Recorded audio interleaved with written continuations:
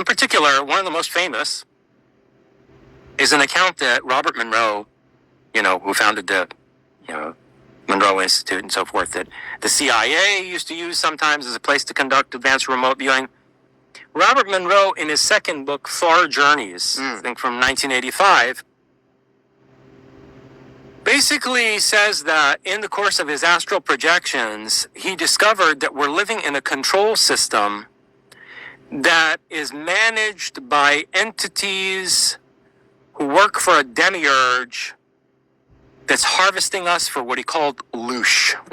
He said that we're in a loosh farm, that humans are being deliberately subjected to conditions that create extreme emotional states.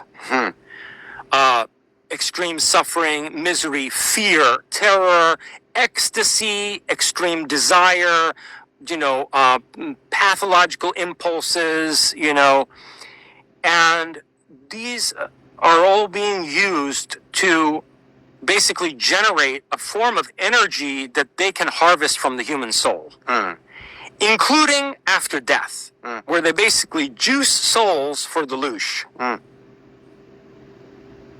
Now, there was also a researcher called Carla Turner, who I believe was killed, even though she supposedly died of cancer at the age of 48. The CIA has something that mimics a very fast-acting cancer, and they've used this on a number of occasions to kill prominent people, I believe also including the Shah of Iran. Really? Yeah. Who else? Do you remember Peter Jennings did this special on UFOs? Do you remember that? In the night, whenever it was that he died, shortly before his death, he did this huge special on UFOs for which he had recorded like days and days worth of footage with all kinds of prominent whistleblowers. And it was supposed to air on primetime television. Is that true? With him as the narrator. Yeah, they aired it, but what they aired excluded 90% of the material. I didn't know that. Peter Jennings did a UFO special, including a lot of whistleblowers. Extensive. I had no idea. Like, it was supposed to be like a multi-part program that would air over weeks or something. And he records this thing, gets cancer, drops dead. Really? Like within a year of like this program airing. I had no idea. I didn't know about any of this. Yeah. What? Yeah. Peter, So I think he was like Walter Cronkite 2.0. That's right. So that's another case of it. What? And so I think Carla Turner was killed by this. In any case, Carla Turner did interviews with a lot of experiencers, abductees, who reported the same kinds of things as Robert Monroe did in Far Journeys, where they said that we are in a control system that's being managed from out of a metallic sphere just beyond the Earth, and they describe the inside of this thing. What? Did you hear that? I think, going back to our first conversation, what they're describing is the inside of the moon.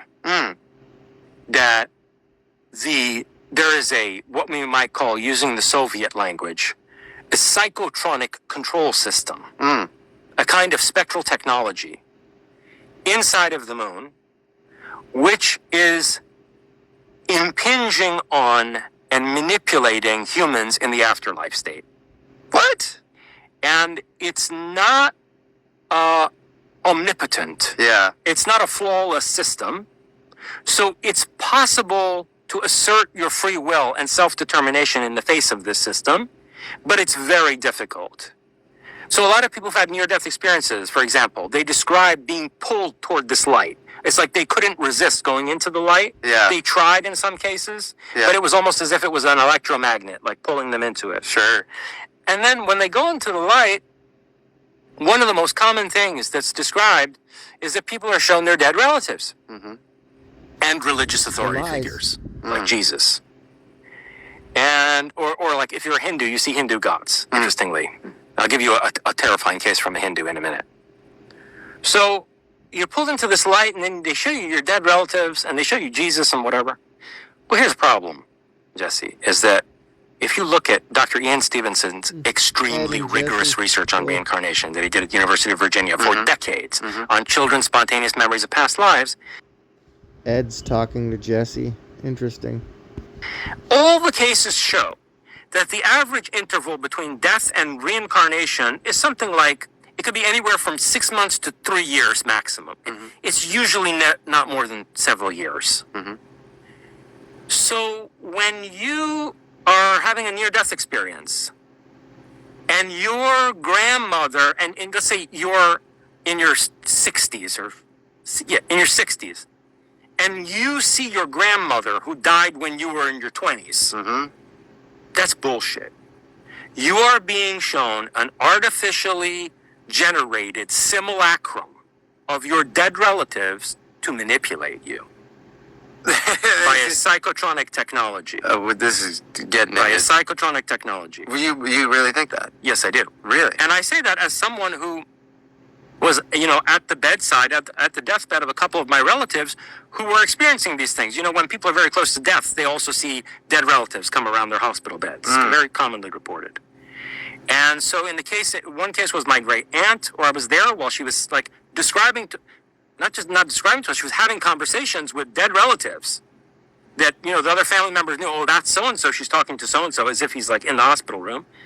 And the most striking case was with my own grandmother, my Persian grandmother, to whom I owe the fact that I fluently speak Persian, because both of my parents worked when I was growing up, and they would leave me with her during the days, and she hardly spoke any English. So I learned like Persian practically as my first language in New York.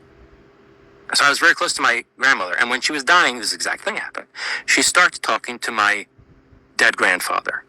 Now, my Persian grandfather died when my father was 4. Okay? That guy reincarnated 60, 70 years ago. So she's talking to something that's being projected into our mind psychotronically. But how do you know it's being projected psychotronically and it's not just a function of her own old age and Sure. I mean, that's the conventional skeptical response.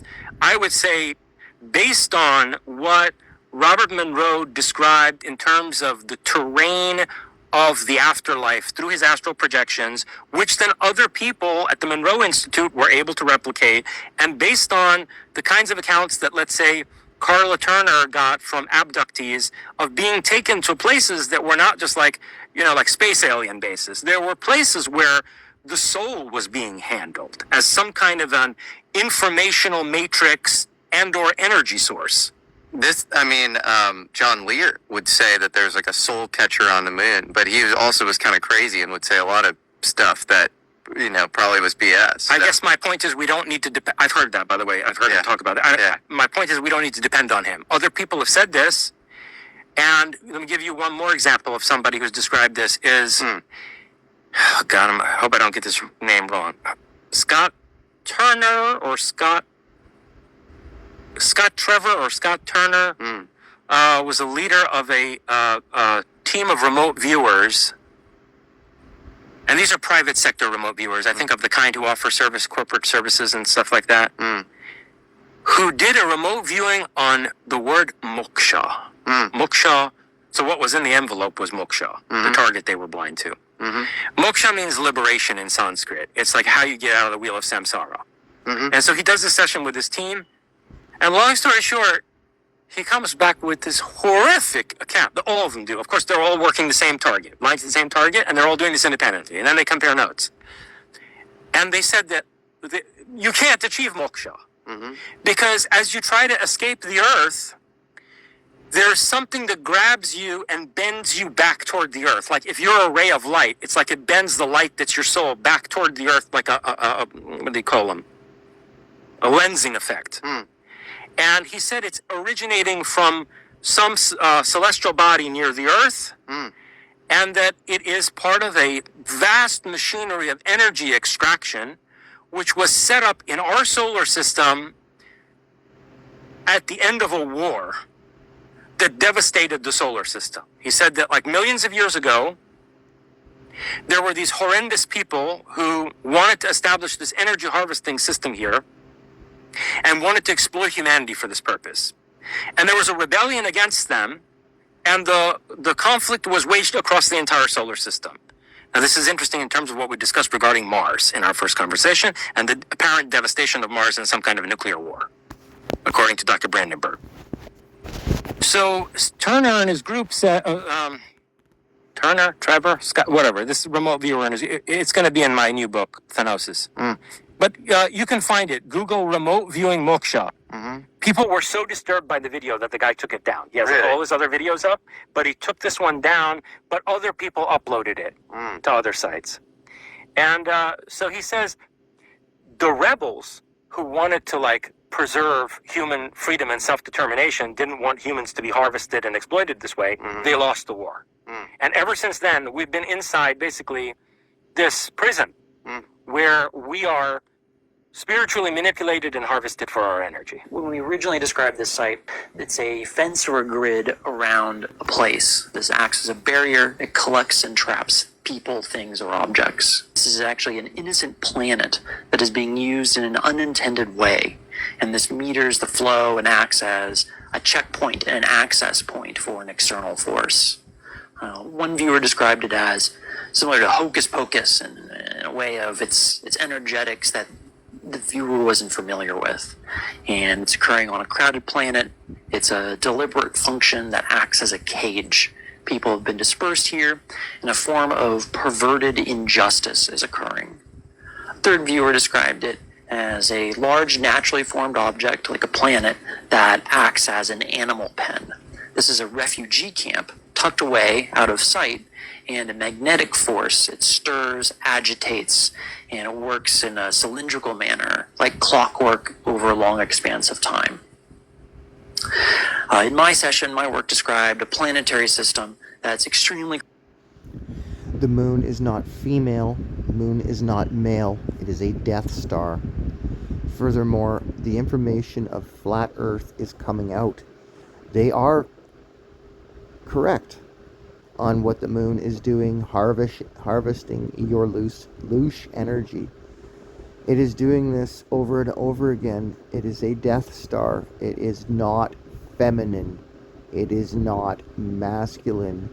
It is literally killing you and sending you back without your memories and lying to you, making you feel that you're guilty of something and you have to come back and repeat it. This was good information that was given out to a lot of people. But there is a, for lack of better words, a retarded moon cult running around thinking that it's a feminine woman. This is a woman's, and she's following the sun. No, it's a Death Star. And it's harvesting your soul. So, when you guys have the time, I suggest you pull your heads out your asses and clean the shit out of your ears and fucking listen. Because this information isn't going to keep coming. And it's going to be too late. Might already be. crowded and jammed. Ghostly voices are flooding into this place, and it's incredibly harrowing for them. It's a bone-chilling experience. As a viewer, when I remote viewed this, I had descriptions that it made me upset in the session. It elicited contempt for what was going on at the site. But the activity at the site was this concept of a net that's been spun.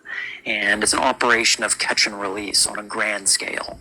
So there's a massive grid that exists around this planet, and it acts as a checkpoint, a waypoint, or a rest stop where souls are drained, and then that in turn energizes something else. That's so depressing. I mean, is there any aspirational streak within that? Do you believe in God? Do you think I believe in Prometheus. In other words, the reason that Prometheus has become such a central archetype to my philosophical project is because if you look at the structure of this myth, it encompasses all the major elements of most religious belief systems, but in a way that's empowering to humanity.